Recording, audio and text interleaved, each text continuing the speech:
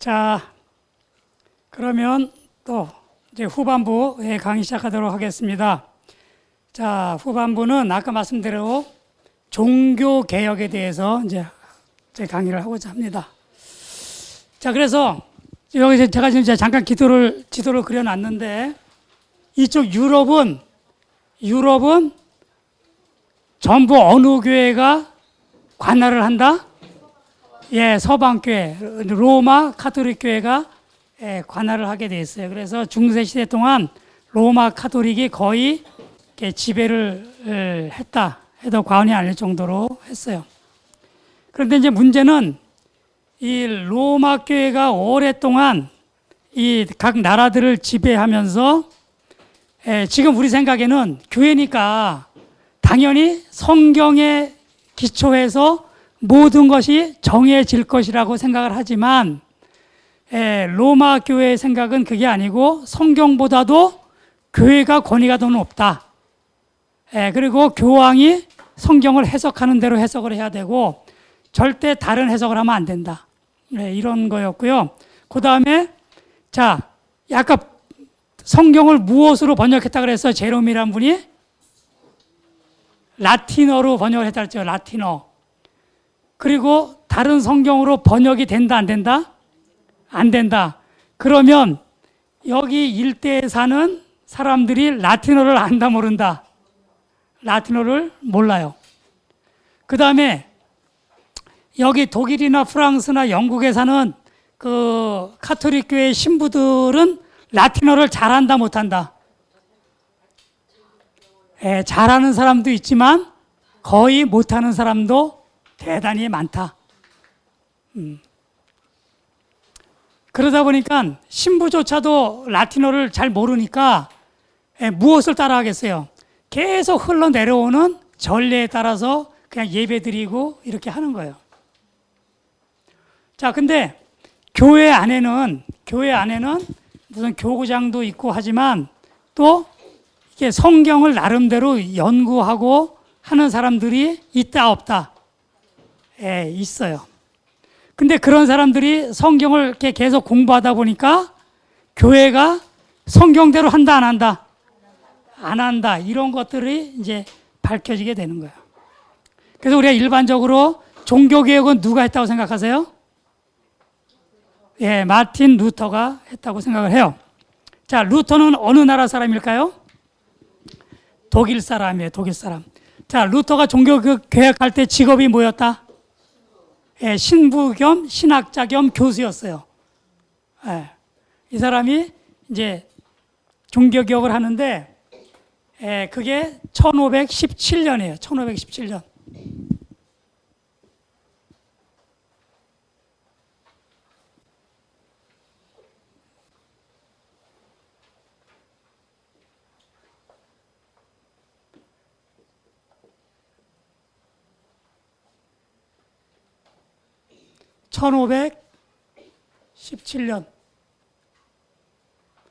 (1517년) 루터 종교개혁.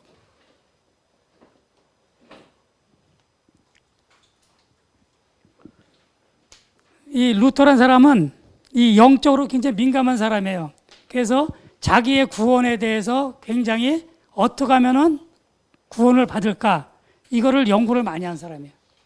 그래서 처음에는 수도원에 들어가요. 수도원에 들어가면 몇 시에 일어날까? 7시? 수도원 생활 그렇게 편한 줄 아냐?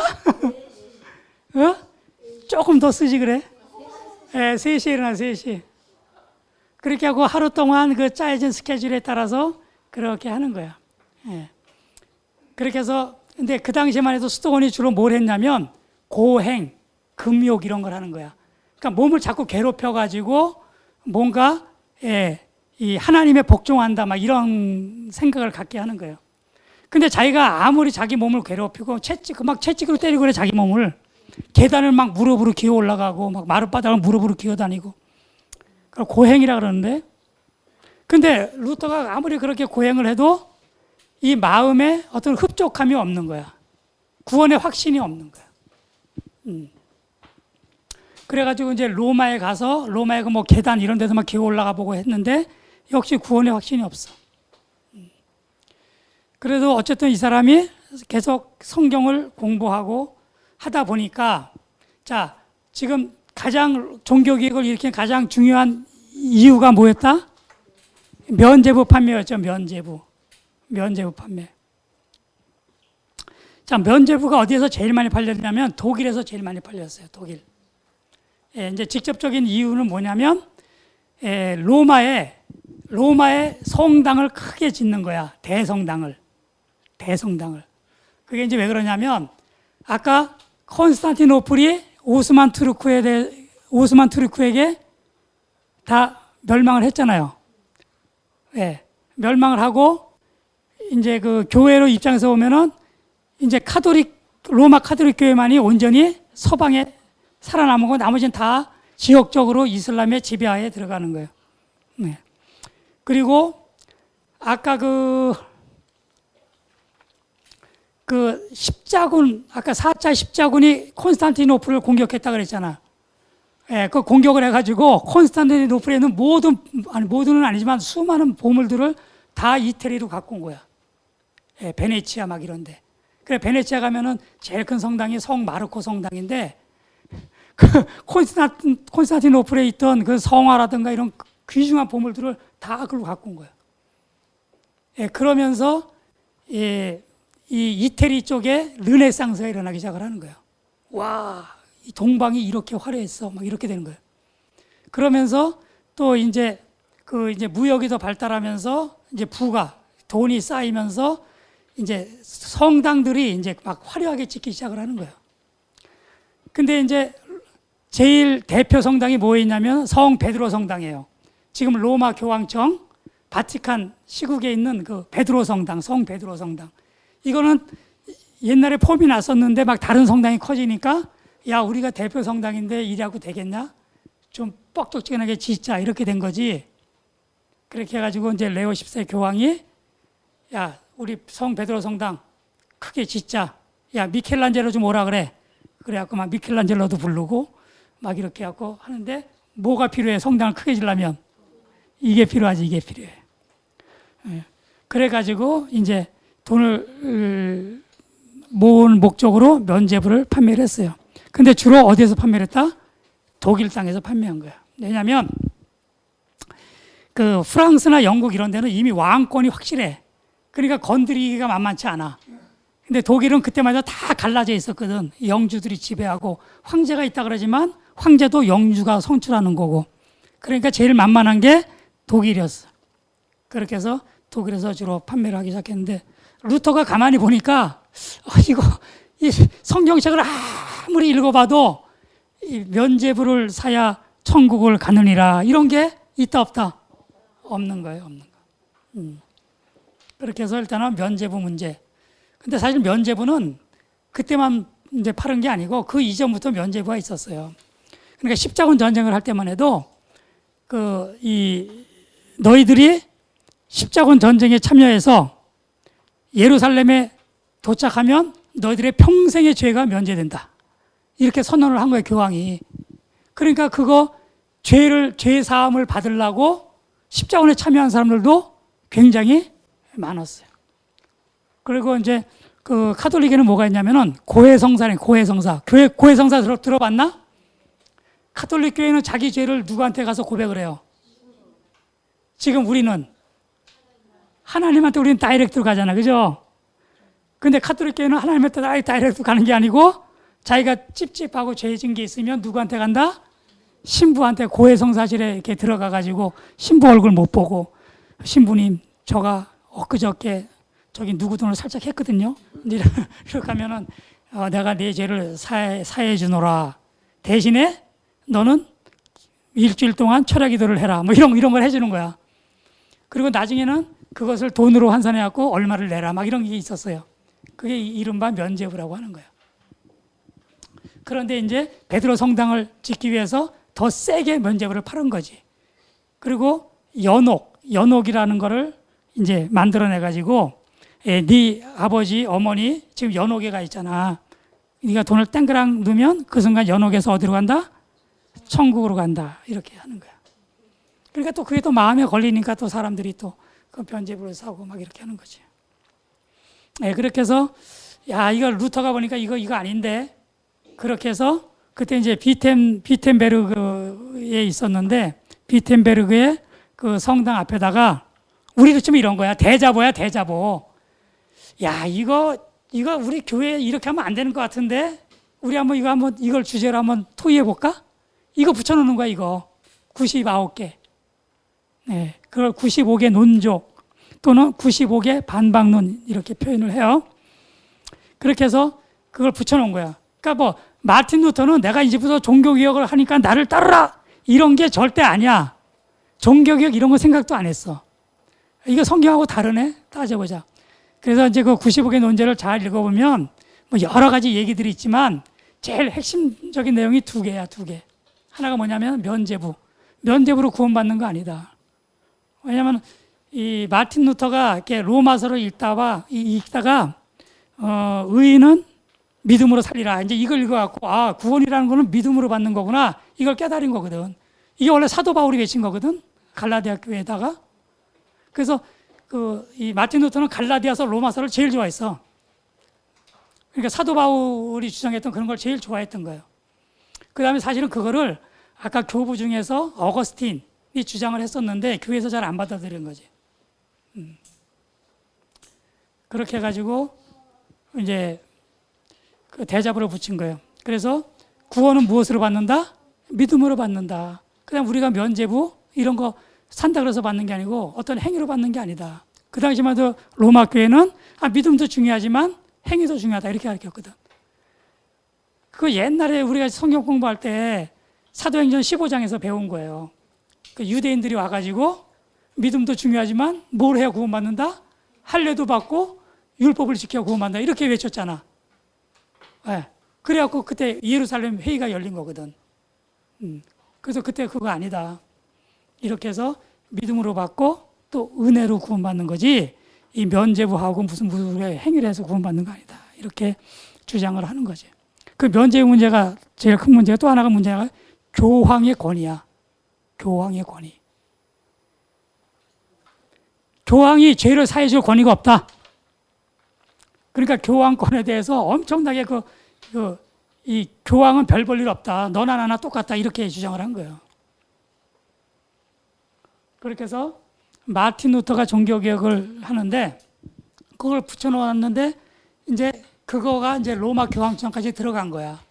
교황청이 난리가 났지. 그래갖고 너 한 번만 용서해 줄 테니까 그거 띄워. 이제 이렇게 했는데 야, 무슨 소리냐. 나는 틀린 말 아닌데.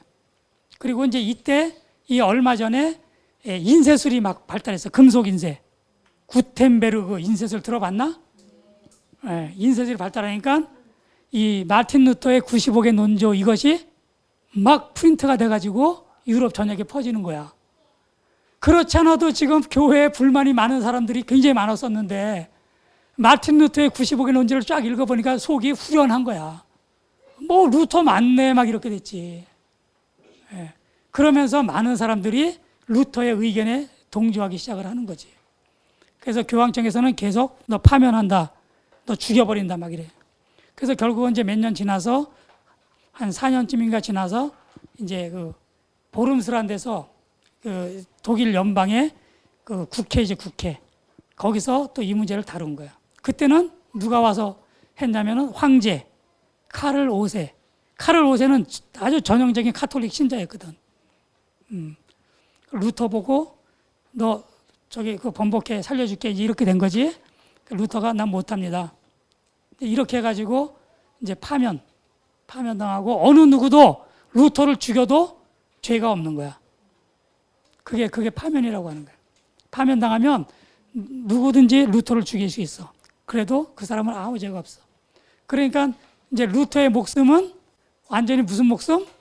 파리의 목숨 비스무리하게 된 거야. 그런데 이제 바르트부르크의 성주가 이제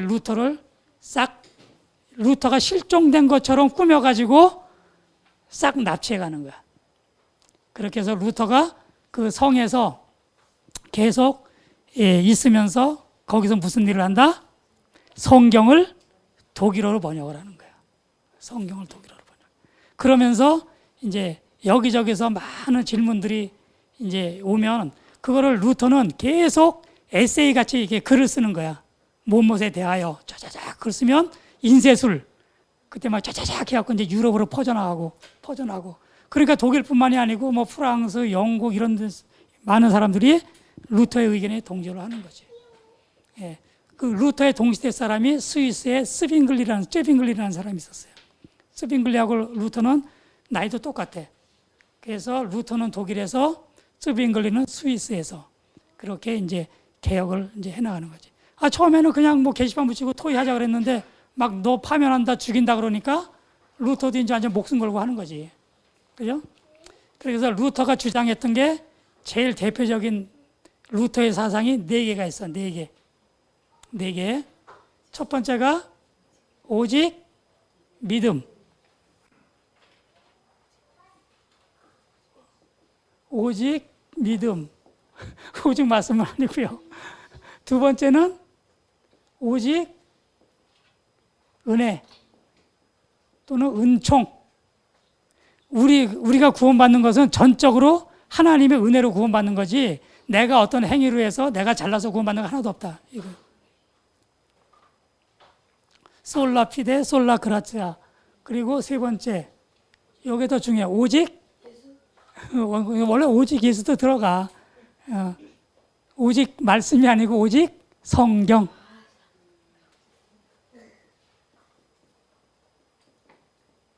성경만이 진리이고 교회의 모든 일은 성경을 기준으로 해야 된다. 그리고 네 번째 만인 제사장. 누구나 다 제사장이다.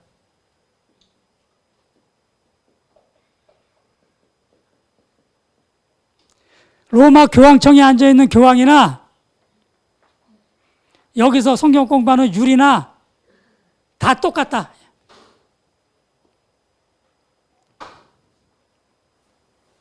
그러니까 지금으로 치면 목사나 평신도나 똑같다.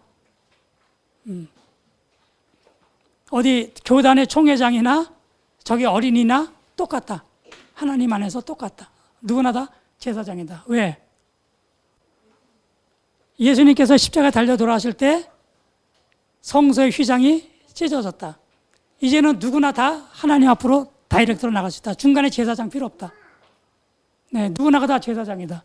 누구나가 다 하나님을 만날 수 있다. 이거예요. 그러니까 이 카톨릭은 고해 성사라는 게 있잖아요. 당신이 기도하고 싶으면 하나님한테 다이렉트로 기도해라.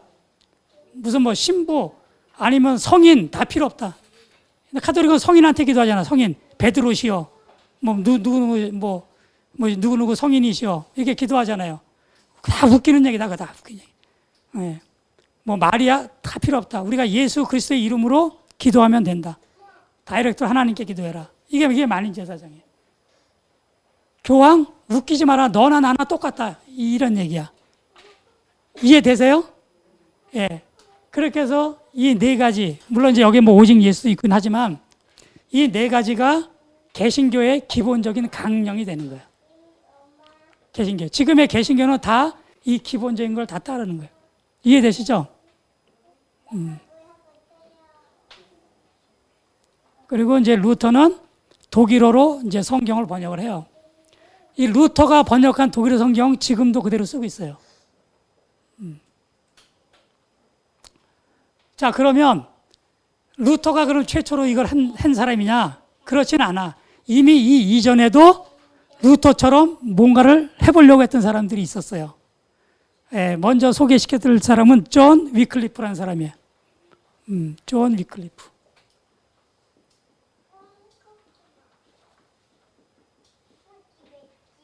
이 사람은 영국 사람이에요. 영국. 루터보다 한 150년 전에 활동했던 사람인데 옥스포드 대학의 교수이기도 하고 신학자이기도 하고 굉장히 영민한 사람이에요. 머리도 좋고. 여기 뭐 떨어졌다.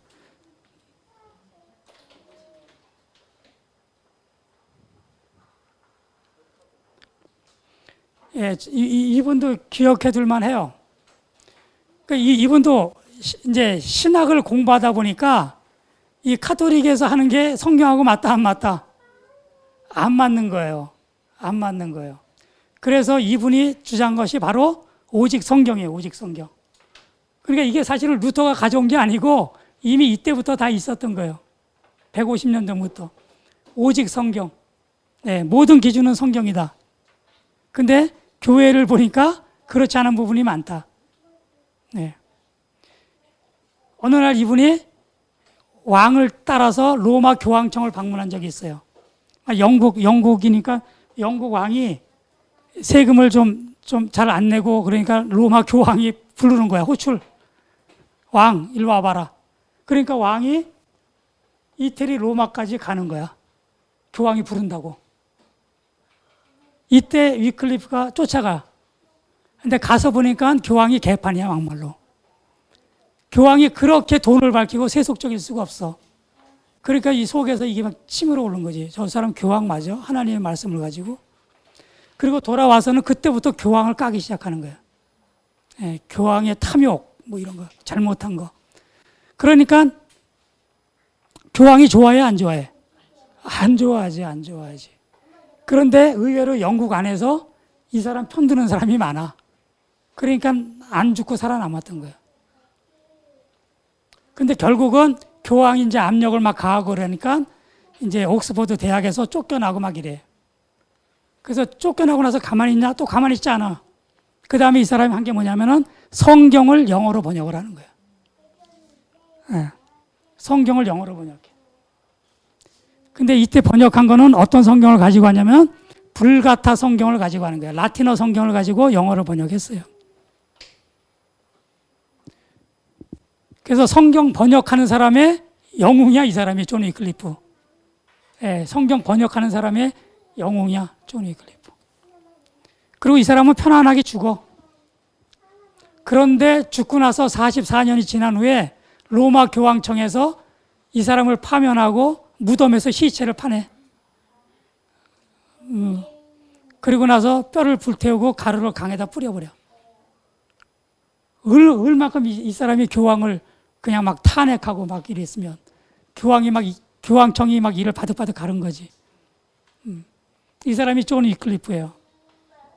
근데 이 사람의 영향을 받은 사람이 있어요. 그 사람은 루터보다 100년 앞선 사람인데 체코 사람이에요. 얀 후스. 이 얀이나 존이나 같은 그거예요. 이 사람은 체코예요, 체코. 체코의 이 서쪽 지방을 보헤미아 지방이라 그래. 보헤미아. 보헤미안 랩소디 뭐 이런 거 있잖아요. 보헤미아. 제가 이제 체코 프라하 출장을 많이 다녔는데 프라하의 광장에 가면 얀후스의 동상이 크게 있어요. 예. 그러니까 지금은 체코의 정신적인 지주야. 얀후스. 이 사람이 존 위클리프의 영향을 받아. 예. 왜냐하면 그 당시에 체코 사람들이 영국으로 유학을 많이 다녔거든. 그렇게 해서 위클리프가 물러나니까 체코에서 얀후스가 또 교황청에다 대고 성경만이 진리다 이러고, 예. 또 교황은 이것을 잘못하고 있다 이렇게 하고 또 계속 교황을 비판하고 하는 거예요. 그러니까 이분도 다 교수지만 야누스도 체코의 카를 대학의 총장까지 지낸 사람이에요. 예, 신학자고. 그러니까 다 이 종교개혁 한 사람들은 다 신학자들이야. 성경을 연구하고 하는 사람들이야. 성경을 연구해 보니까 이 로마 카톨릭에서 하는 것들이 성경하고는 많이 어긋나 있으니까 이것이 잘못됐다 하고 계속 하는 거예요. 그렇게 해갖고 여기도 교황청한테 완전히 찍혔잖아요. 네, 그렇게 해갖고 루터가 종교하기 100년 전에 이제 콘스탄츠라는 도시가 있어요. 저기 그 독일하고 저기 스위스하고 국경 근처에 거기서 공회를 하면서 야누스를 호출한 거예요. 그래서 친구들이 가지 말라 그랬어. 너 가면 죽는다고. 근데 야누스가 야, 설마 그러겠냐? 그래도 나는 할 말을 해야지. 이 양 잘 됐다, 야. 나도 하고 싶은 말이 있었는데 내가 공회에 가서 내가 하고 싶은 말 할게. 이러고 거기 참석을 한 거예요. 근데 덜커덩 체포당해가지고 그 이튿날 화형당했어. 얀 후스.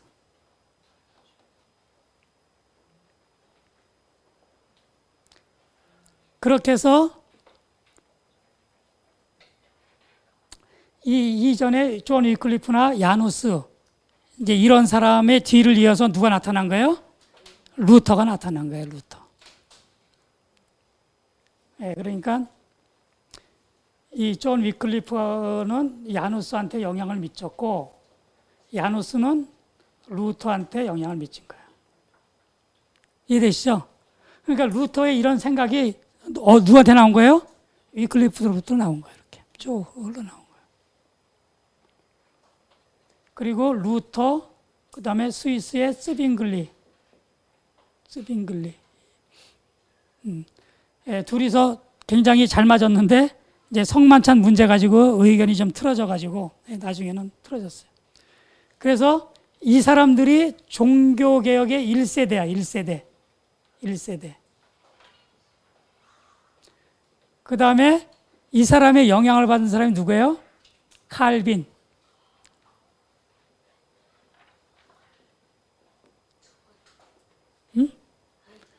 또는 칼뱅. 예, 칼빈은, 자, 루터는 여기가 루터, 독일, 스빙글리는 스위스, 스빙글리. 그리고 야누스는 체코, 후스. 그리고 여기 존 위클리프, 여기는 위클리프. 이렇게 되는 거지. 그죠? 칼뱅은 어느 나라 사람입니까? 프랑스 사람이에요. 프랑스. 칼뱅. 원래는 칼빈이 아니고 칼뱅. 칼뱅. 원래 그러니까 이런 그 루터의 이러한 기본적인 생각들이 유럽 전체로 퍼졌다 그랬잖아요. 퍼졌어요.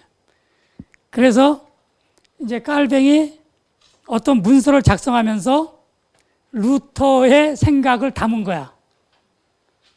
근데 그게 이제 카톨릭 교회에서 발칵 뒤집힌 거지.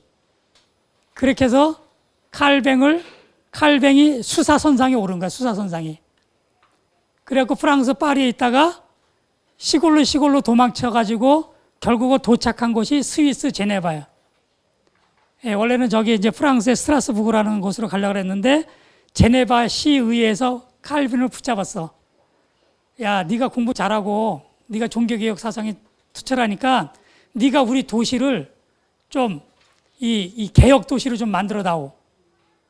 예, 이래갖고 칼빈이 나 아닌데 나는 스트라스부르로 가야 되는데 그러니까 좀 봐주라 막 이렇게 한 거지. 그러면 당신들 내 말 들을 거야 안 들을 거야? 네가 시키는 대로 다 할게. 막 이렇게 된 거야. 그렇게 해가지고 제네바에서 칼뱅이 스빙글리는 스위스의 쭈리 이렇게 얘기하면 아나? 쭈리는 동쪽에 있고 제네바는 서쪽에 있어요. 쭈리 아름다운 도시예요. 제네바도 그렇고. 여기는 칼빈. 근데 루터하고 칼빈의 다른 점은 뭐냐면 루터는 이 막 무슨 체계를 세워서 하는 게 아니고 그때마다 단편적으로 사람들이 질문 오면은 그 에세이 형식으로 자기 의견을 막 이렇게 해주고 그랬어요. 그런데 이제 칼빈은 결정적으로 잘한 게 뭐냐면 그러한 기본적인 생각들 이런 거를 신학적으로 깔끔하게 정리를 한 거야. 칼빈이. 그렇게 해서 칼빈이 무슨 책을 쓰냐면 기독교 강요라는 책을 쓴 거예요.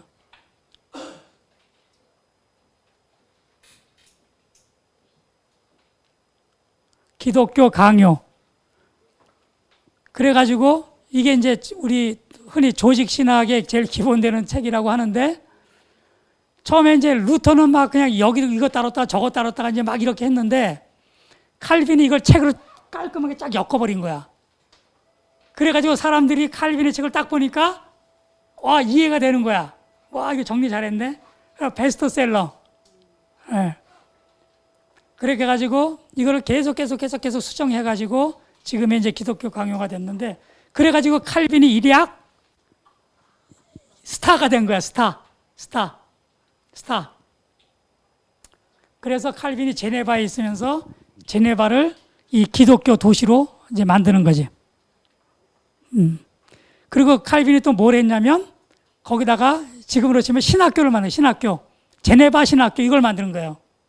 소위 그러니까 지금으로 치면 제네바 신학교 이런 거 만든 거야. 그러니까 칼빈이 기독교 강요로 깔끔하게 이론도 정리했지. 그 다음에 제네바에 가면 뭘 배울 수 있다? 신학 공부를 할 수 있는 거야.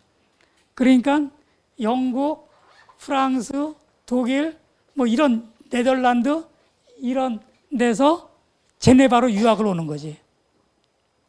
네.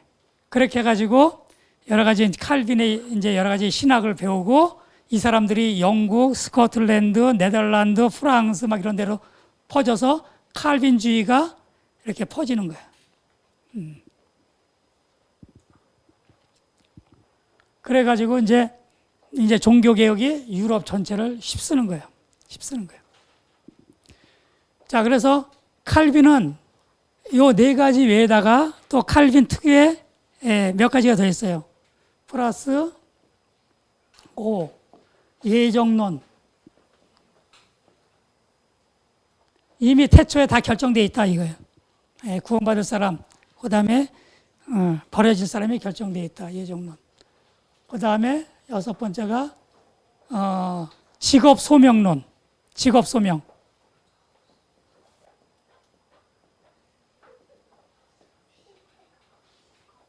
직업 소명론이 뭐냐면 카톨릭 때만 해도 어떤 직업이 제일 고귀한 직업이야? 네, 성직자, 그죠? 네, 성직자. 네. 그 다음에 예를 들면 뭐 정치가, 그리고 하고 이 열심히 무역하고 돈 벌고 뭐 이게 상업하고 이런 사람들은 레벨이 높다 안 높다? 레벨이 안 높아. 근데 칼빈 주장은 뭐냐면 모든 직업에 규천이 없다. 신부건 농사꾼이건 장사하는 사람이거든 다 그것은 하나님께서 주신 소명이다. 자기 직업에 충실한 사람이 하나님 일을 잘하는 것이다. 이렇게 한 거예요. 그러니까 어떤 사람들이 좋아할까? 사업하는 사람들이 좋은 거야. 그동안 찝찝했거든. 카톨릭 밑에서는 찝찝했는데 칼빈이 아니야 너 그거 찝찝할 필요 없어. 너도 당신이 그거 다 하나님 일 하는 거야. 이렇게 하니까 이거 마음에 드는데 이렇게 된 거야. 그렇게 해서 그다음부터 이 장사하고 뭐 비즈니스하고 이런 사람들이 누구의 이론을 좋아하는 거예요? 칼빈의 이론을 좋아하는 거예요. 그래서 제일 좋았던 사람들이 네덜란드 사람들이야. 네덜란드 사람들. 왜냐하면 네덜란드 사람도 무역을 많이 했거든. 그동안 좀 찝찝했거든. 근데 이제 찝찝할 게 없어. 그렇게 해서 칼빈의 이론들이 쭉 퍼졌다. 또 이 당시에 이거 일단 기억해 두세요. 칼빈. 그래서 칼빈주의가 유럽 전역에 퍼지게 되었다 하는 거 하나 하고, 또 하나는 영국에 또 문제가 발생했어요. 영국. 그래서 이제 칼빈은 루터는 1517년이지. 여기는 1534년이니까 약 한 20년 가까이 늦었어요. 그죠? 또 요쯤에 영국에서 또 사단이 났어. 무슨 사단이 났냐면 영국의 그때 왕이 헨리 8세였어요. 근데 헨리 8세가 첫 부인이 애가 없어. 그래갖고 첫 부인하고 이혼하고 새로운 와이프를 얻으려고 그랬는데 누가 허락을 안 한다? 교황이 허락을 안 하는 거야. 우리 카톨릭에서는 이혼 안 하면 안 돼. 우리 교회 저기 신자들은 이혼 불가. 그러니까 이혼 허락을 안 하는 거야. 왕이 기분이 좋아 안 좋아? 에이 이거 뭐야? 네가 뭔데? 이렇게 되는 거지. 그리고 그때쯤 한참 이 루터의 종교개혁 사상들이 막 퍼지고 있었거든. 그래서 이제 어쨌든 간에 헨리 8세가 야 알았어 나 카톨릭 안 해 이렇게 된 거야. 로마 카톨릭 나 교황하고 안 놀 거야. 이제 이렇게 해버린 거예요. 그러고 나서 야야 우리끼리 놀자 우리끼리 그렇게 해서 만들어진 게 뭐예요? 성공회라는 거야. 성공회. 영국 국교. 성공회, 영국 국교. 야야야, 우리끼리 놀아. 야, 카톨릭 필요 없어. 그리고 여기서 성공회가 생기는 거야. 근데 사실 헨리 8세는 뭐 카톨릭을 다 버릴 생각은 없었어. 근데 교황으로부터 벗어나고 싶었지. 그래가지고 이 영국에 있는 모든 카톨릭 재산을 다 압수, 다 국가가 갖는다, 이제는. 이때만 해도 카톨릭이 뭐 수도원이라든가 이렇게 땅 많이 갖고 있었거든, 엄청. 그러니까 그 모든 재산을 다 압수해버린 거야. 그리고 카톨릭 뭐 신부 다 쫓아버리고. 예. 그리고 나서 어쨌든 간에 성공회는 그렇다고 해서 카톨릭을 완전히 버린 것은 아니고 이제 종교개혁의 여러 가지 생각들을 또 일부 가지고 오고, 그렇게 해서 기본적으로 성공회는 예배를 드리거나 이런 모든 형식적인 거는 카톨릭 그대로 가는 거예요. 대신에 교리는 개신교로 가는 거고. 그러니까 뭐랄까, 이 카톨릭과 개신교의 중간 형태로 이 성공회가 있는 거예요. 뭐 따질 때는 개신교로 넣긴 하지만 중간 형태예요. 자, 이것이 이제 영국에서. 자, 근데 영국의 모든 사람이 다 성공회일까? 시간이 흐르면서 영국에서도 제네바 신학교에서 공부한 사람이 있을까 없을까? 있지, 당연히. 대표적인 사람이 존 낙스라는 사람인데, 이 사람이 결국은 스코틀랜드 사람이에요. 영국 위에 스코틀랜드. 그렇게 해서 스코틀랜드 장로교회를 만든 사람이에요. 장로교회. 이제 칼빈 파들이 주로 세운 교회가 장로교회잖아, 그죠? 장로교회. 자, 그렇게 해서 이제 칼빈 파들이 이제 영국에 교회들이 이제 세워지는데, 첫 번째 장로교회가 세워지겠죠, 그죠? 당연히 칼빈주의, 스코틀랜드 장로교회. 존 낙스라는 사람이 세우는 거거든요. 장로교회가 세워져.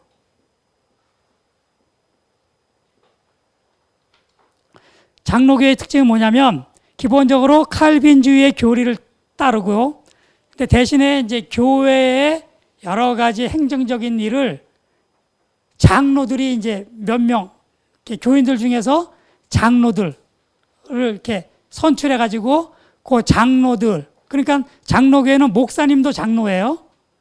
예, 목사님은 가르치는 장로. 저 같은 장로는 이 행정, 이게 심우하는 장로. 이렇게 해갖고 장로로 구성된 사람들이 교회 운영을 담당하는 게 장로교회야. 그런데 칼빈의 교리를 따르지만 장로 같은 그런 걸로 하는 게 아니고 누구나가 다 똑같아. 누구나가 다 그냥 평신도가 다 똑같은 권리가 있어. 그런 교회를 회중교회라고 그러는 거야.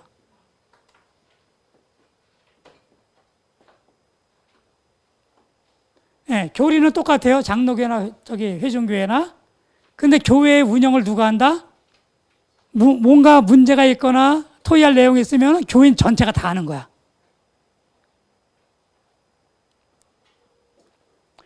그 다음에 또 장로 칼빈의 이론을 따르긴 따르지만 세례를 침례로 바꾸자 이런 사람도 있어요. 침례가 뭐고 세례가 뭐냐? 태희 아냐? 침례 들어봤나? 들어보긴 했는데 모르겠어? 해나는? 그치, 여기 한 3번 이렇게 성부와 성자 성령으로 하고, 침례는 몸을 전부 다 물속에 담그는 거예요. 그리고 침례교회는 유아 세례를 인정 안 해. 자기 입으로 믿음을 고백해야만 되는 거야.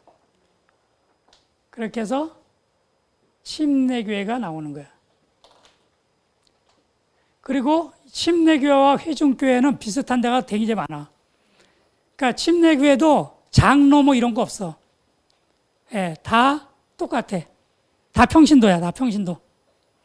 그리고 평신도 중에서 성경을 많이 알고 하는 사람들을 뽑아서 그 사람이 설교하는 거예요. 예. 이런 것들이 생기는 거예요. 그런데 성공회는 뭐예요? 얘는 국교잖아, 국교. 누가 밀어주는 거야? 예, 왕이 밀어주는 게 나라가 밀어주는 거지, 나라가. 여기 장로교회, 회중교회, 침례교회는 나라가 안 밀어줘.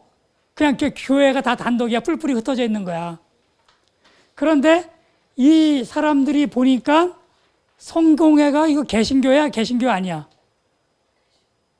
개신교인 듯한데 보면은 예배 드리는 거는 전부 다 카톨릭이 하는 거 똑같이 해. 뭐 신부 복장도 똑같이 하고 예배 형식 똑같이 해. 그러니까 이 사람들은 성공회 사람들 보고 야, 니네 뭐 개신교 맞아? 너도 카톨릭? 야, 너 그렇게 해도 되겠냐? 야, 그거 다 없애고 좀 우리처럼 해라. 이제 이렇게 하는 거지. 근데 성공회는 야, 임마 웃기지 마. 꼭 니들처럼 해야 되냐? 좀 하면 안 되냐? 이렇게 하고 둘이 사이가 좋다 안 좋다?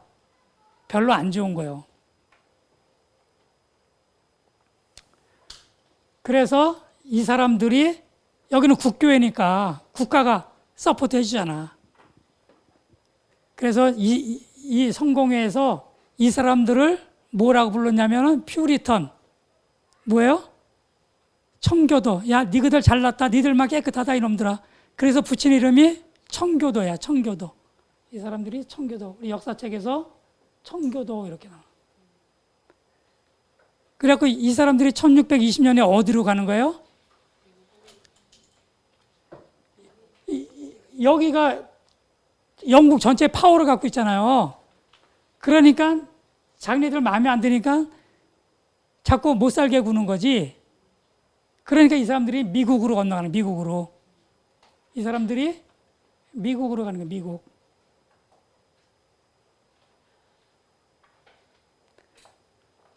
그래서 메이플라워 타고 미국으로 빠이빠이. 야, 영국. 야, 지긋지긋하다 이놈들아. 야, 성공해. 너희들끼리 잘해 먹고 잘 살아라. 그러고 미국으로 건너가는 거예요.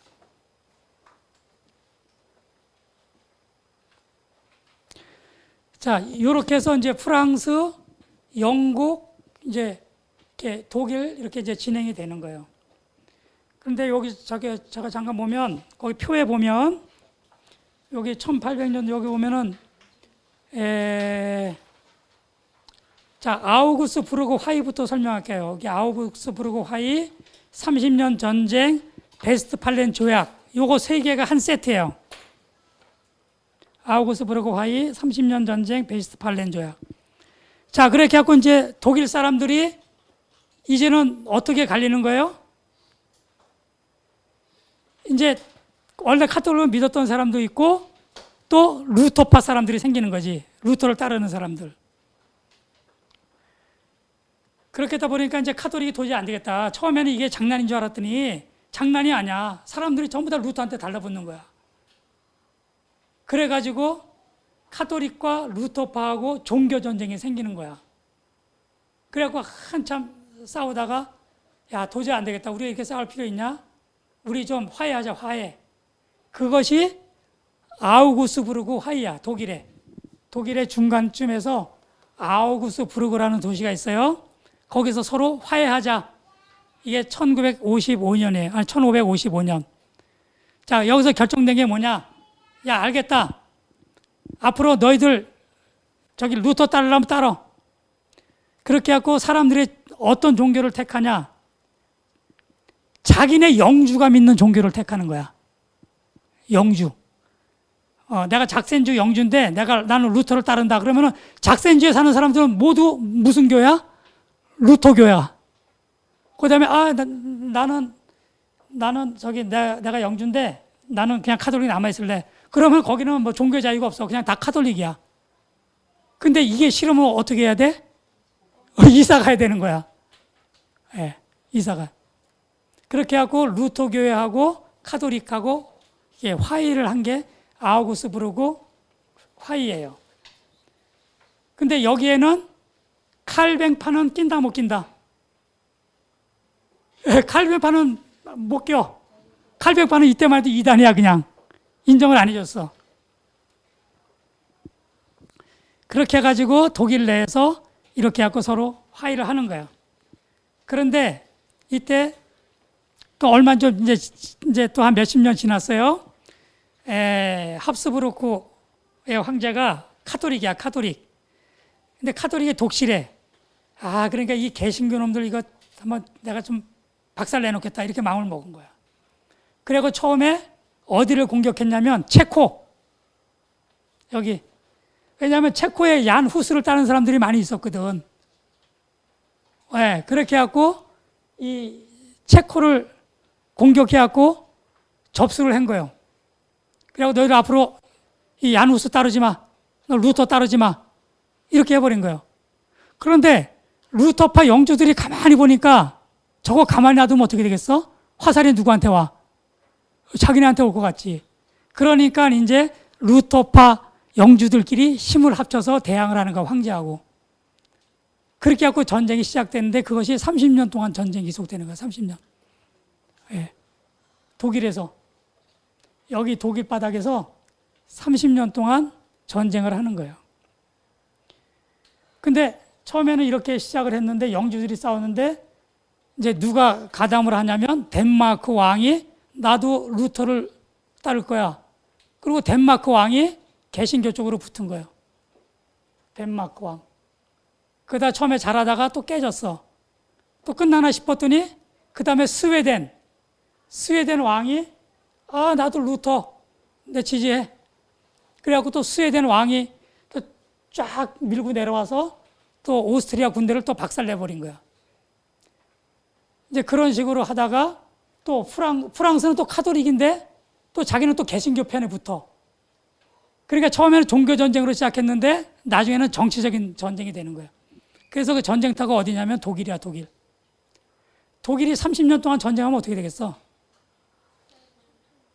내가 갑자기 농사 짓다가 전쟁 때 군사로 나가야 돼. 그럼 농사 누가 져? 농사 질 사람이 없잖아. 그러니까 농사도 30년 동안 농사도 못 져. 또 사람들 끌려 나가면 다 죽어서 돌아오지도 않아. 800만 명이 죽어. 800만 명이 30년 동안. 이게 어떤 의미에서는 세계 대전이라고 그래요. 30년 동안 싸워봐. 그러니까 이 독일 내에서 독일이 완전히 전체적으로 완전히 쑥대밭이 되고 800만 명이 죽어. 그러니까 독일이 그 이후에 100년 동안 일어서지를 못했다 그래. 그렇게 해가지고 도저히 안 되겠다 이거. 우리 이렇게 하면 완전 다 거덜나겠다. 그렇게 해서 조약을 맺은 게 베스트팔렌 조약이야. 베스트팔렌 조약. 이때 처음으로 개인의 종교 자유가 인정됐어.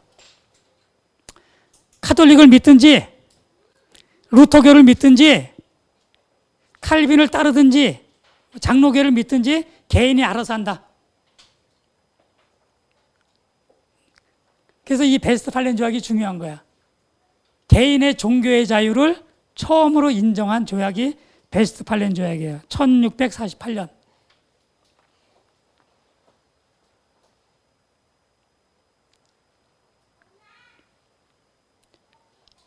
자, 그 사이에 프랑스에서 무슨 일이 일어났냐면 프랑스에도 칼빈을 따르는 사람들이 많이 생겨나가지고 인구의 20%가 칼빈파였어. 칼빈. 그러니까 지금으로 치면 장로교회지. 근데 그거를 프랑스 장로 교회를 믿는 사람들을 위그노라 그래. 위그노. 그냥 참고로 알아두세요. 위그노. 프랑스 여기 위그노.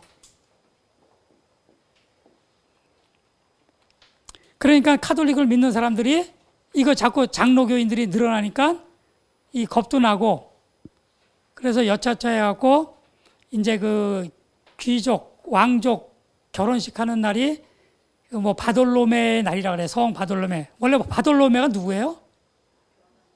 나다나엘이잖아. 근데 바돌로메 날이 이게 축일이야. 축제야, 축제. 그때 이제 결혼식이 있는데 그래서 많은 개신교인들이 파리로 모인 거예요. 근데 그때 이제 딱 이 카톨릭이 작당을 하고 파리의 성문을 다 잠궈버리고 개신교인들을 그 안에서 학살을 한 거야. 며칠 동안. 한 4만 명을 그냥 파리 시내에 돌아다니면서 개신교인들을 전부 학살을 한 거예요. 어마어마한 학살이지. 예, 이것이 이제 성 바돌로메 축일의 학살 이렇게 하는 거예요. 그러니까 프랑스 파리에서 그런 일이 일어나니까 주변에 있던 나라들이 전부 다 경악을 한 거예요. 어떻게 사람이 저럴 수가 있는가. 아무리 종교가 다르다 그래도 어떻게 저렇게 수만 명을 그냥 성 안에 가둬 놓고 그렇게 학살을 할 수 있는가. 그 이후에도 프랑스 전역에 개신교인들을 학살하기 시작을 한 거예요. 그러니까 어떻게 될까? 개신교인들을 그냥 가만히 그냥 죽고만 있을까? 또 전쟁이 일어나죠. 그죠? 네. 그렇게 해서 전쟁이 일어나다가 또 거기도 서로 화해를 하게 돼요.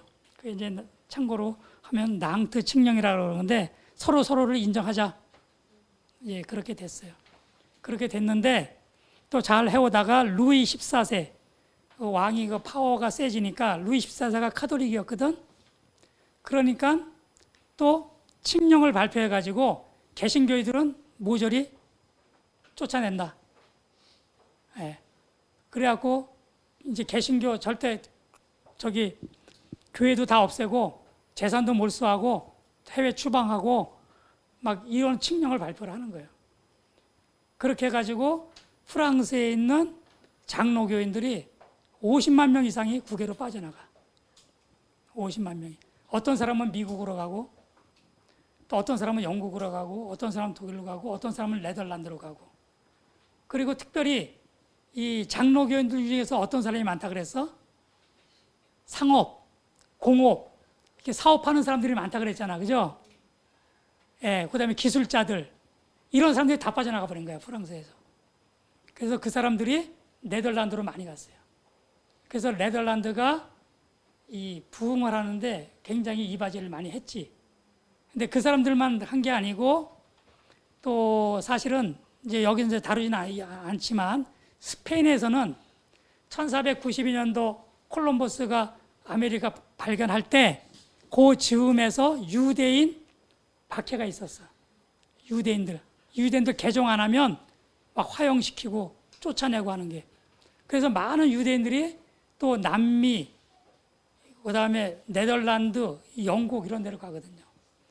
그렇게 하고 돈 많은 유대인들이 네덜란드, 그 다음에 기술자들, 프랑스인 기술자들이 네덜란드, 네덜란드가 엄청 그 다음부터 부유하게 되는 거예요. 네. 그리고 사실은 원래 네덜란드와 벨기에는 한 나라였어요. 한 나라. 다 스페인이 지배하고 있었거든요. 근데 결국은 벨기에는 카톨릭 국가, 네덜란드는 개신교 국가로 둘이 나눠진 거야. 거기 종교 때문에 남과 북이 나눠진 거야. 그 벨기에하고 네덜란드 원래 한 나라였는데. 참고로 해두시면 되고요. 그런 일들이 계속 이제 일어나는 거예요. 그렇게 해서 이제 영국에서는 청교도들이 미국으로 건너가고, 프랑스에서는 루이 14세 때, 루이 14세 때 50만 명 이상 되는 사람들이 다 국외 추방당하고, 그러다가 결국은 프랑스는 100년 후에 이제 그 프랑스 혁명, 시민혁명이라는 시민혁명. 그렇게 해서 우리는 무신론으로 간다 이렇게.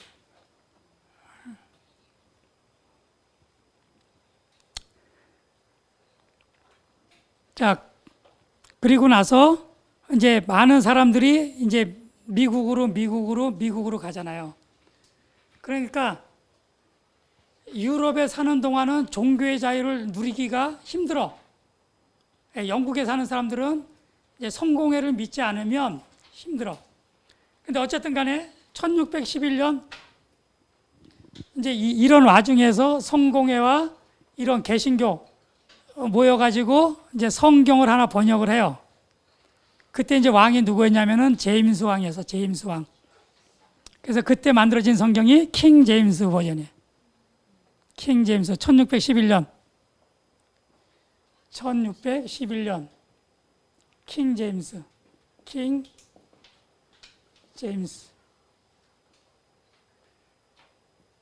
근데 사실은 킹 제임스 이때 번역한 게 아니고 틴들이란 사람이 위클리프의 영향을 받아가지고 이미 번역을 했어, 이 사람이. 70%를. 근데 카톨릭에서는 번역을 못하게 하니까, 번역하면 사형이니까 이 사람이 영국에서 번역을 한 게 아니고 이 독일이나 이런 데 왔다 갔다 하면서 번역을 한 거예요. 그리고 독일에서 인쇄해가지고 영국으로 들여보내고. 근데 이 사람은 불가타로 번역을 한 게 아니고 히브리어, 헬라어를 가지고 번역을 했어요. 그러니까 불가타로 번역한 것보다 더 정확하겠지. 근데 나중에 그게 걸려가지고 영국으로 압송당해가지고 이제 화형당하는 거예요. 틴들이라는 사람이. 그래서 이미 틴들이 70%를 번역을 했었어요. 그걸 가지고 이제 킹 제임스 왕 때 추가 번역을 해서 킹 제임스 버전이 나온 거예요. 자, 그런데 어쨌든 간에 영국에서도 힘들고 이제 독일에 있으면은 루터교회를 믿든지 카톨릭을 믿든지 뭐 이렇게 그래도 결정되는 거예요. 그러면서 유럽 내에서는 독일, 물론 이제 영주들 주관이지만 덴마크, 스웨덴, 노르웨이 이런 나라들은 루터교를 국교로 정해버려. 왕이 그냥 국교로 정해버려. 우리는 다 루터교야. 그래서 지금도 이 나라들은 국교가 루터교예요. 그리고 이제 칼빈을 따르는 사람들은 이제 영국에 있던 사람들, 프랑스에 있던 사람들 중에서 많은 사람들이 어디로 넘어가? 미국으로 가는 거예요. 미국으로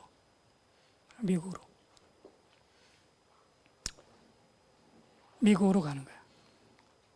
그렇게 해서 이제 근데 미국에 가면은 종교의 자유가 있다 없다?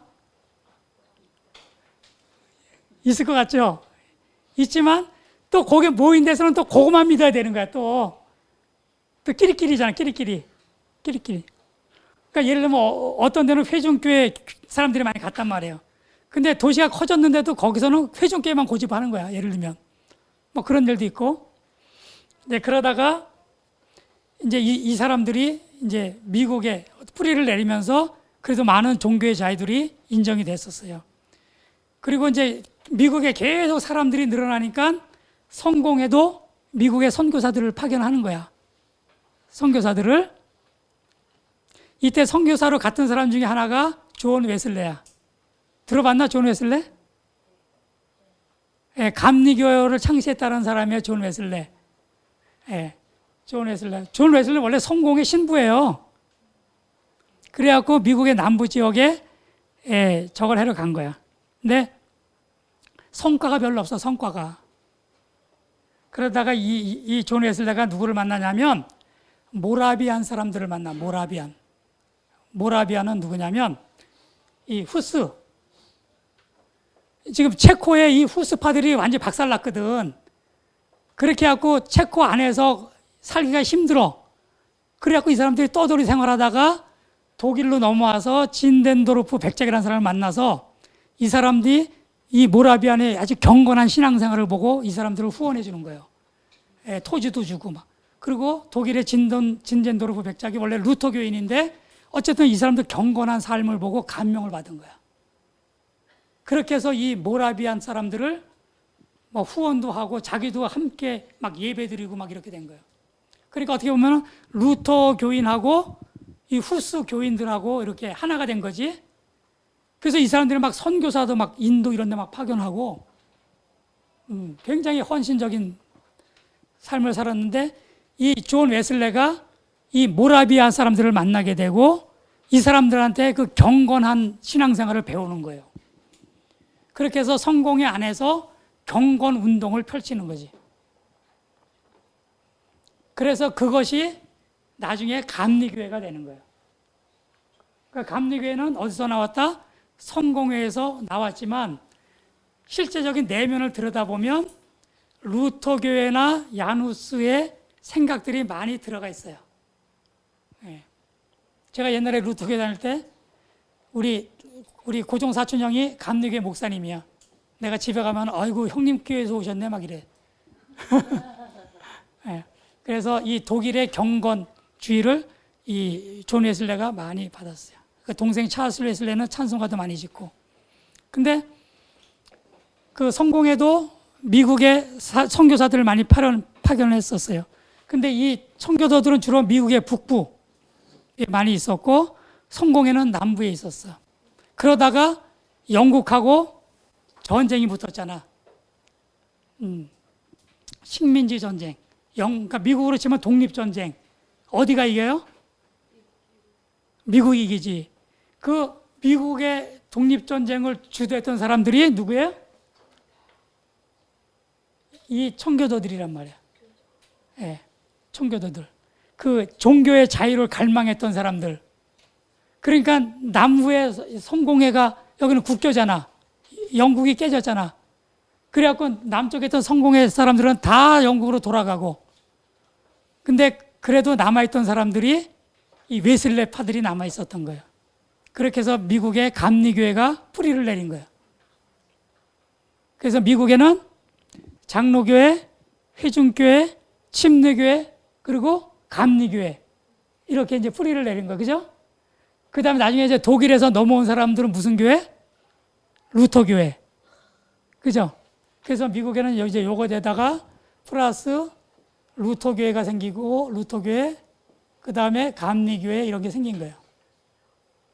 근데 이 감리교회가 시간이 한 100년쯤 이렇게 더 이렇게 흐르다 보니까 이 자꾸 이 교회가 그 물이 고이면 썩는다고 자꾸 이 형식적으로 흐르는 거예요. 옛날에 경건주의 운동 다 없어지고. 그렇게 해서 감리 교인들 중에서 뜻 있는 목사님들이 야, 우리 이러면 안 된다. 우리 원래 존 웨슬리가 했던 그 경건 운동으로 돌아가자. 이렇게 주장하고 깃대를 들고 나온 교회가 성결교회예요.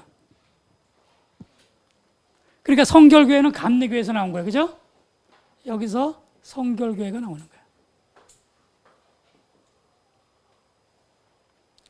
그러니까 존 웨슬레가 우리가 경건한 신앙생활을 하자. 그래갖고 실제적으로 존 웨슬레가 그 산업혁명으로 해가지고 영국 사람들이 많이 그냥 부패하고 이랬던 것들을 많이 회복운동을 많이 했다고. 그래서 근데 마찬가지예요. 이 성결교회는 좀 더 우리가 거룩한 삶을 살자. 원래 존 웨슬레가 주창했던 것처럼 경건하고 거룩한 신앙생활을 하자. 그렇게 해서 만드는 것이 성결교회. 그리고 나서 또 시간이 흘러가지고 그 로스앤젤레스의 그 아주사라는 거리의 허름한 창고에서 이제 성령 운동이 일어나기 시작해요.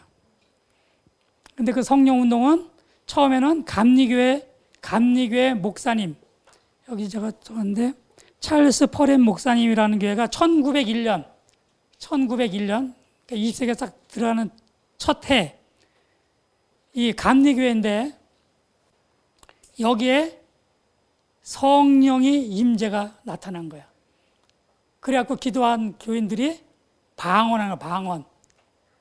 그러니까 우리 그냥 지금 하는 샬라샬라 방언이 아니고 오순절날 있었던 방언. 이게 어떤 방언이에요? 그렇죠. 각나라 언어, 외국어로 방언. 이게 터진 거야, 감리교회 여기서. 네, 바꿉시다. 중국어. 그러니까 제가 중국어 받은 사람 어디로 가야 돼? 중국어, 인도어 받은 사람 인도로 가야 되고 이런 거예요. 네. 그렇게 해갖고 여기서 성령 운동이 일어나기 시작을 하는데 어떤 흑인 목사님인데 성경을 잘 몰라. 그렇게 해서 이 교회에 와서 겨우겨우 배웠어. 근데 이 목사님 이름이 흑인 목사님이에요. 시무이 목사님이라는 분이 이 텍사스, 여기 감리교회 텍사스에 있었는데 이제 LA에 초빙을 받아 간 거예요. 초빙을 받아 갔던 교회가 나사렛 성결교회. 그래갖고 여기서 막 성령 받아야 된다고 막 하니까 이 성결교회 사람들이 놀란 거야. 무슨 소리 하는 거야 도대체 저 사람. 문 걸어 잠궈 오지 말라 그래. 그래갖고 문 걸어 잠갔는데 어떤 사람이 이제 자기 집으로 이제 초청하고 그래서 이제 허름한 창고 같은 데서 이제 예배도 드리고 하는데 성령이 폭발한 거예요. 그렇게 해갖고 이제 사람들이 또 방언하고 신유의 막 은사들이 나타나고 이렇게 한 거예요. 이것이 1904년 정도가 그런데 그렇게 해서 여기서부터 발생한 게 오순절 성령 운동이에요. 오순절 성령 운동. 그래서 이 성령 운동이 들불처럼 번지기 시작한 거예요. 그래서 처음에는 그 뭐 성결교회에서부터 감리교회, 성결교회로 시작이 됐지만 그 다음부터는 뭐 교파 초월해가지고 이런 성령 운동들이 나타나기 시작을 하는 거죠. 그렇게 해서 이런 성령 운동 가운데 나타난 교회가 오순절 교회, 우리나라로 치면 순복음 교회 이런 교회들이 나타난 거예요. 네. 그래서 특별히 이 오순절 운동은 어디로 파급력이 컸냐면 주로 중남미, 아프리카 막 이런 데 있잖아요. 예. 기존에 막 카톨릭이 막 딱 장악하고 있는데 이런데 성령 운동이 들어가면서 교인 수가 아주 굉장히 많이 늘게 되는 거예요. 그렇게 해서 오순절 교회는 꼭 성결교회로부터 나왔다고 하기는 어려워요. 예, 거기서부터 이제 성령 운동이 이제 번져 나간 거죠. 그렇게 해서 나온 게 지금의 오순절 교회다. 예, 그렇게 해가지고 지금 이제 대충 다 공부했나요? 개신교, 루터교회, 장로교회, 성공회, 회중교회, 침례교회, 감리교회, 성결교회, 오순결교회. 예, 이렇게 되고 지금 회중교회 같은 경우에는 한국에는 별로 들어와 있지 않아요. 예. 근데 미국에는 꽤 많이 있어요. 그렇게 해서 이제 이런 식으로 지금 개신교 교파가 이제 형성이 돼 있고 아마 여기에 계신 분이나 또는 영상을 통해서 이 강의를 들으신 분들은 아마 이 개신교 중에서 어느 교회인가는 다 다니고 계실 줄로 압니다. 혹시 여기 말고도 다른 교회 다니시는 분 계시나 모르겠네.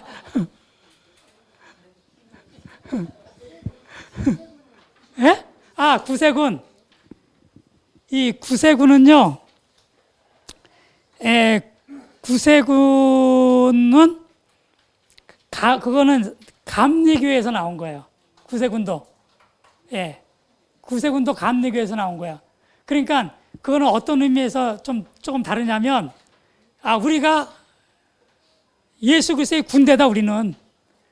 그렇게 해가지고, 구세군은 세상을 구하는 군대. 그죠? 그렇게 해서 구세군은 이 체계가 다 군대 체계로 돼 있어요. 예. 감리교회에서 나온 거예요, 감리교회. 그러고 보니까 감리교회에서 나온 게 맞네. 예, 구세군. 제가 설명한다는데 깜빡했어. 그거는 잘 몰라요. 그거는 뭐 이렇게 많은 교회가 아닌 것 같은데, 이거 외에도 뭐 이렇게 뭐 또 이렇게 막 이렇게 많은 교회들이 뭐 새로 나오고, 한국만 해도 뭐 독립교단 그래가지고 여기에 속하지 않는 또 교단들도 그 교회 하나 가지고 한 교단 만들고 뭐 이런 것들도 꽤 많이 있는 것 같아요. 네. 그리고 뭐 또 좀 또 들어가 보면 이러면 침례교회 같은 경우도 또 침례교회 안에도 여러 분파들이 있어요. 우리 뭐 장로교회도 뭐 여러 뭐 합동 뭐 예장 이렇게 있지만 침례교회도 이게 조금 보수적인 침례교회가 있는가 하면 또 구원파 이 교리를 가지고 있는 또 침례교회들도 있고, 또 다양한 이 안에서도 또 다양하게 또 나눠지는 것 같더라고요. 성결교회도 마찬가지고, 성결교회도 이 오순절 운동이 일어나면서 성결교회가 반으로 쪼개진다 그래요. 하나는 그 성령 운동을 지지하는 사람들 하고 하나는 성령 운동을 인정하지 않는 사람들로 이렇게 반으로 나눠진다 그러더라고요. 네. 잘 모르겠어요. 성결교회는 더 구체적으로 어떤 건지 잘 모르겠는데 하여간 이런 식으로 새로운 교파들이 만들어졌다. 시간이 오버됐네요. 자, 일단 이제 끝을 내야 되겠네요. 자, 그러면 잠깐 기도하고 오늘도 주기도문하고 마치도록 하겠습니다. 은혜롭고 감사하신 하나님 아버지, 오늘도 우리 주님께서 사랑하시는 주의 귀한 백성들, 주의 귀한 자녀들, 우리가 또 함께 또 우리의 교회의 역사 그리고 여러 가지 종파에 대해서 또 우리가 함께 나누었습니다. 이 모든 순서들 가운데 우리 성령 하나님께서 함께하여 주셨음을 믿습니다. 아버지 하나님, 주님께서 사랑하시는 주의 자녀들 늘 친히 안수하여 주시옵소서. 그리하여 우리가 늘 성령 하나님의 임재 가운데 거하게 하시고 이 땅에 살아가면서 온전한 주님의 자녀로 살아갈 수 있도록 인도하여 주시옵소서. 날마다 이기는 자의 삶, 승리하는 자의 삶을 사는 주의 백성들, 주의 자녀들 되게 하여 주시옵소서. 또한 우리의 어린 자녀들 주님 친히 안수하여 주셔서 저들에게 다니엘의 믿음, 지혜, 총명을 허락하여 주시옵소서. 장차는 하나님 나라의 귀한 일꾼으로 쓰임받게 하여 주시옵소서. 아버지 모든 것 감사드리며 예수님의 이름으로 기도드렸사옵나이다. 아멘. 하늘에 계신 우리 아버지여 이름이 거룩히 여김을 받으시오며 나라의 마옵시며 뜻이 하늘에서 이룬 것 같이 땅에서도 이루어지이다. 오늘날 우리에게 일용할 양식을 주옵시고 우리가 우리에게 죄 지은 자를 사하여 준 것 같이 우리의 죄를 사하여 주옵시고 우리를 시험에 들게 하지 마옵시며 다만 악에서 구하옵소서. 대개 나라와 권사 영광이 아버지께 영원히 싸움나이다. 아멘.